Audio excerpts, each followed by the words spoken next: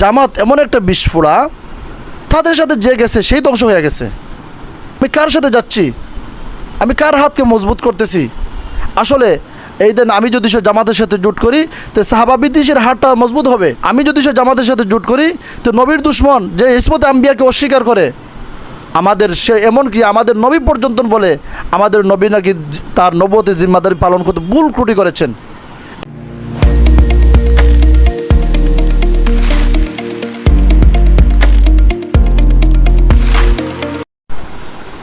আসসালামু আলাইকুম রহমতুল্লাহ।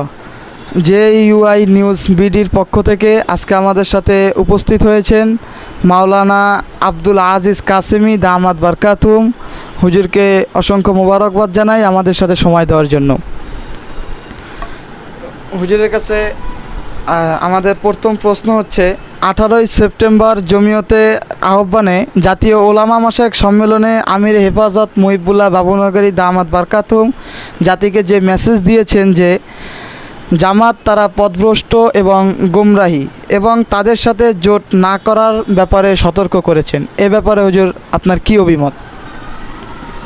আসলে আপনাকেও ধন্যবাদ, আপনার শ্রোতামণ্ডলী দর্শকদেরকেও ধন্যবাদ।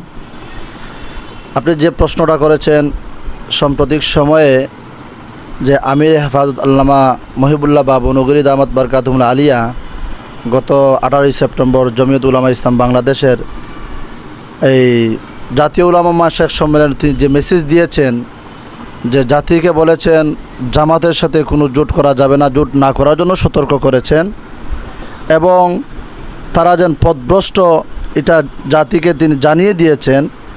এটা এই আয়োজনটা জমিয়ত উলামা ইসলাম বাংলাদেশ এমন একটি সময়ে করেছে যে সময় 5ই আগস্টের পরে এই জামাত ইসলামী মানুষের দ্বারে দ্বারে গিয়ে বলতেছে বাংলাদেশের মধ্যে একটাই দল রয়েছে, সেই দলের নাম হচ্ছে জামাত ইসলাম। অর্থাৎ ইসলামী দল থাকলে একটাই দল আছে, সেটার নাম হচ্ছে জামাত ইসলামী। সঠিক দল এবং হক দল এটাই মানুষকে জানাচ্ছে। আর এই সময়ের মধ্যে আমাদের গণনার কিছু ইসলামী দল তারাও জামাতের সাথে জোটবদ্ধ হয়ে নির্বাচন করার জন্য তারা খুবই আগ্রহী এবং মাঠ পর্যায়ে তারা মিছিল মিটিং করে যাচ্ছেন। এমন সময়ের মধ্যে মানুষের কাছে জামাত দেন একটা পথভ্রষ্ট দল, জামাত দেন একটা গুমরা দল, এটা মানুষ বুঝতেই পারতেছে না। মানুষ এই সঠিক কথাকে মানুষ ভুলে গেছে।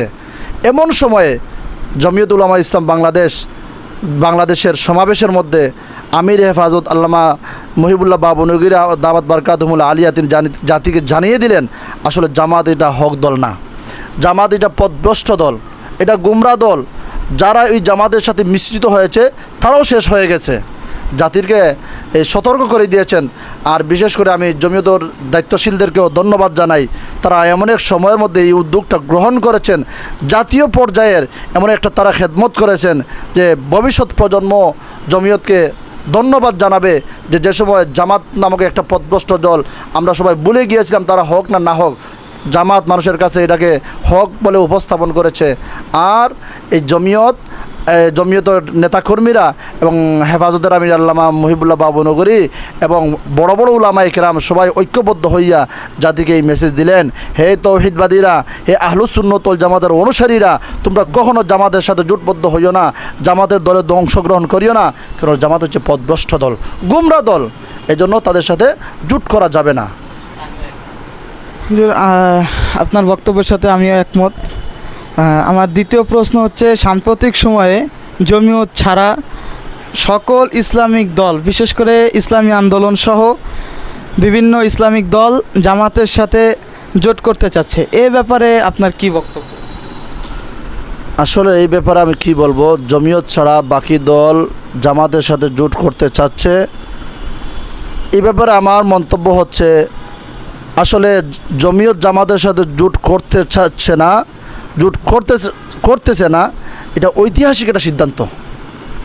কেননা এই বাতিল ফেরকার সাথে জোট করা মানে বাতিল ফেরকাকে বাতিলের কাছে আমার সব কিছু সুপর্দ করে দেওয়া, তাকে আমার আমির মেনে নেওয়া, মানে আমি সব কিছু তার কাছে সুপর্দ করে দিয়ে দিলাম আর তার হাতকে আমি শক্তিশালী করলাম। এই জন্য আমি মনে করি জামাতের সাথে কোনোভাবে জোট করা যাবে না। আর জমিয়ত যে সিদ্ধান্ত নিয়েছে ঐতিহাসিক সিদ্ধান্ত, জমিয়তকে আমি সাধুবাদ জানাচ্ছি ঐতিহাসিক সিদ্ধান্ত নেওয়ার জন্য। আর যারা জামাতের সাথে জোট করার জন্য সিদ্ধান্ত নিয়েছে, আমি তাদের কাছে আবদার জানাই, আপনারা হয়তোবা 2-1টা সিটের জন্য বা কোনোভাবে আপনারা জামাতের সাথে জোট করে লাভবান হবেন বলেই আপনারা জামাতের সাথে জোট করতে যাচ্ছেন। আসলে এটা সাময়িক লাভ, কিন্তু তারা চিরস্থায়ী জামাতের সাথে তারা জোট করার কারণে জামাত চিরস্থায়ী লাভবান হবে। আর যারা আহলুস সুন্নাত ওয়াল জামাতের অনুসারীদের মধ্যে যারা জামাতের সাথে জোট করবে তারা ক্ষণস্থায়ী লাভবান হবে, কিন্তু তাদেরটা ক্ষণস্থায়ী, আর জামাতের লাভটা হবে চিরস্থায়ী। এই জন্য আমাদেরকে ক্ষণস্থায়ী লাভ না দেখে চিরস্থায়ী লাভটা দেখতে হবে। এই জন্য তাদেরকে আমি আবদার করব, আপনারা এখনও সময় আছে, জামাতের হাতকে ছেড়ে আমাদের কওমি গণনা সমস্ত উলামা একরাম আহলুস সুন্নাত ওয়াল জামাতের অনুসারীরা সবাই ঐক্যবদ্ধ হয়ে যদি আমরা এক রাস্তায় হাঁটি, অবশ্যই আমাদের সাথে আল্লাহ তাআলার মদদ এবং সাহায্য থাকবে। সর্বশেষ আমরা আপনার কাছে জানতে চাচ্ছি, শরীয়তের দৃষ্টিতে জামাতের সাথে জোট করার কি হুকুম? সুন্দর প্রশ্ন করেছেন। বর্তমান সময়ে খুবই গুরুত্বপূর্ণ প্রশ্ন। জামাতের সাথে জোট করার শরীয়তের দৃষ্টিতে তার হুকুম কি? জামাত একটা পথভ্রষ্ট দল, এটা পরিষ্কার কথা। এই ব্যাপারে আমাদের আকাবিরে দেওবন্দ ফতোয়া দিয়ে গেছেন জামাত পথভ্রষ্ট। জামাত হচ্ছে এমন একটা দল যে দলে সাহাবায়ে কেরামকে মেয়ারে হক মানে না, আদালতে সাহাবা মানে না, ইসমতে আম্বিয়া মানে না। তাদের সাথে কীভাবে জোট করা বৈধ হবে?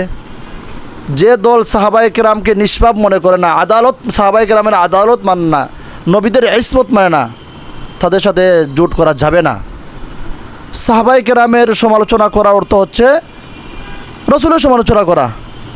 হাদিসের মধ্যে আল্লাহ রাসূল বলছেন, আল্লাহ আল্লাহ ফি আসহাবি লা তাত্তাখিদুহুম গারাদাম মিন বাদি ফামান আহাব্বাহুম ফাবিহুব্বি আহাব্বাহুম ওয়া মান আবগাদাহুম ফাবিবুগদি আবগাদাহুম। আল্লাহ রাসূল বলেন, যে আমার সাথে আমার সাহাবায়ে কেরামের সাথে মহব্বত করে সে আমাকে যেন মহব্বত করলো, আর যে সাহাবায়ে কেরামের সাথে দুশ্মনী, বুগজ, আদাওয়াত রাখলো, দুশ্মনী রাখলো, সে যেন আমার সাথে দুশ্মনী রাখলো। তো যে রসুলের দুশ্মন, সাহাবায়ে কেরামের দুশ্মন, তাদের সাথে তো আমি মনে করি কোনোভাবেই জোট করা বৈধ নয়, বরঞ্চ তাদেরকে থেকে দূরে থাকা জরুরি। কেননা ভালো মানুষের সাথে চললে মানুষ ভালো হয়, আর খারাপের সাথে চললে ভালো মানুষটাও খারাপ হয়ে যায়। জামাত এমন একটা বিস্ফোরা, তাদের সাথে যে গেছে সেই ধ্বংস হয়ে গেছে। সুতরাং আমাদেরকে আগাইতে হলে ভেবে চিনতে সামনে অগ্রসর হতে হবে। আমি কার সাথে যাচ্ছি, আমি কার হাতকে মজবুত করতেছি। আসলে এই দিন আমি যদি সে জামাতের সাথে জোট করি তো সাহাবা বিদ্বেষের হাতটা মজবুত হবে। আমি যদি সে জামাতের সাথে জোট করি তো নবীর দুশ্মন যে ইসমতে আম্বিয়াকে অস্বীকার করে, আমাদের সে এমনকি আমাদের নবী পর্যন্ত বলে আমাদের নবী নাকি তার নবুয়তের জিম্মাদারি পালন করতে ভুল ত্রুটি করেছেন, এই জন্য আল্লাহ নাকি বলেছেন ইস্তেগফার করতে। আমাদের নবীর ইসমতকেও সে অস্বীকার করে, আমাদের নবীকে গুনাহগার মনে করে। তারা যারা নবীকে গুনাহগার মনে করে, সাহাবায়ে কেরামের আদালতকে অস্বীকার করে, ওদের সাথে কোনোভাবে জোট করা জায়েজ হবে না। আর আমি যদি জোট করি তাহলে সাহাবা বিদ্বেষীদের হাতকে মজবুত করলাম, যারা নবীর ইসমতকে অস্বীকার করে তাদের হাতকে মজবুত করে দিলাম, এটা জায়েজ না। সুতরাং তাদের সাথে জোট করা কোনোভাবে জায়েজ হবে না। ধন্যবাদ। অসংখ্য মোবারকবাদ হুজুরকে। আসসালামু আলাইকুম ওয়া রাহমাতুল্লাহি ওয়া বারাকাতুহু।